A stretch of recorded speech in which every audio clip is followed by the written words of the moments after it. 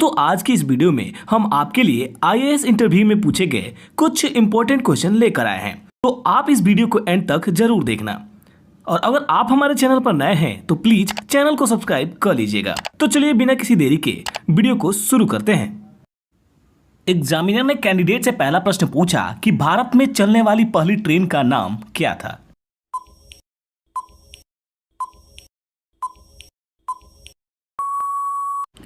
और कैंडिडेट ने जवाब दिया कि भारत में चलने वाली पहली ट्रेन का नाम क्वीन मैरी था और इसे साल 1853 में मुंबई और ठाणे के बीच चलाया गया था।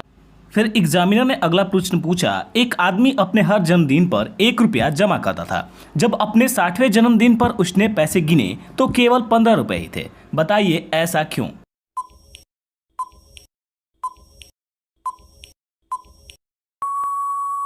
इस पर कैंडिडेट ने जवाब दिया कि क्योंकि उसका जन्म 29 फरवरी को हुआ था। एग्जामिनर ने पूछा कि बताओ लूडो को हिंदी में क्या कहते हैं।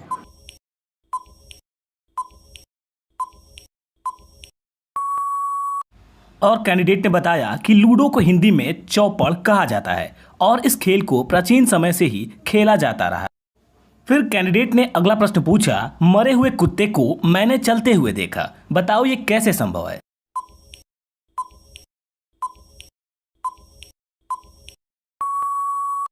और कैंडिडेट ने बताया कि सर क्योंकि कुत्ता तो मरा हुआ था, लेकिन आपने जब कुत्ते को देखा तब आप चल रहे थे, कुत्ता नहीं।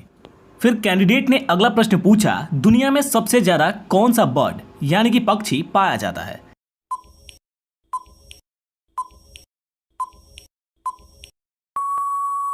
और कैंडिडेट ने इसका जवाब दिया कि सर मुर्गा। फिर एग्जामिनर ने अगला प्रश्न पूछा, उड़ते प्लेन में एक बच्चे का जन्म होता है तो उसकी नागरिकता किस देश की होती है।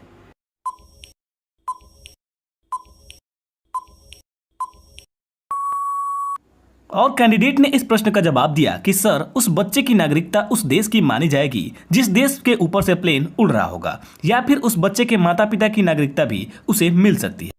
फिर एग्जामिनर ने अगला प्रश्न पूछा कि बताइए कि राष्ट्रगान में जय शब्द कितनी बार आया है।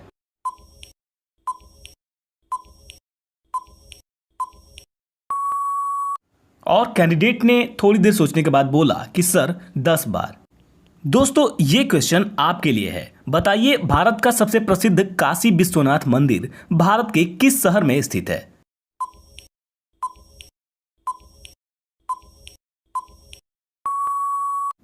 इसका जवाब आप हमें कमेंट करके बताना। हम देखना चाहते हैं कितने लोगों को इसका आंसर पता है।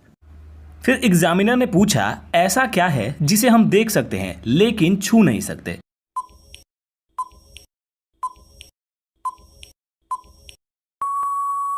और कैंडिडेट ने इसका जवाब दिया कि सर इसका जवाब होगा परछाई। फिर कैंडिडेट ने अगला प्रश्न पूछा कि एक केले को बिना काटे 3 लोगों में कैसे बांटे।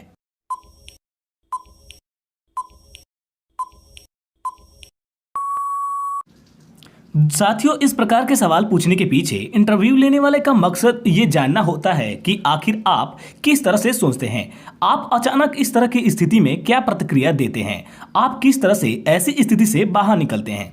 वो आपके जवाब के साथ साथ आपके चेहरे का हाव भाव भी देखते हैं।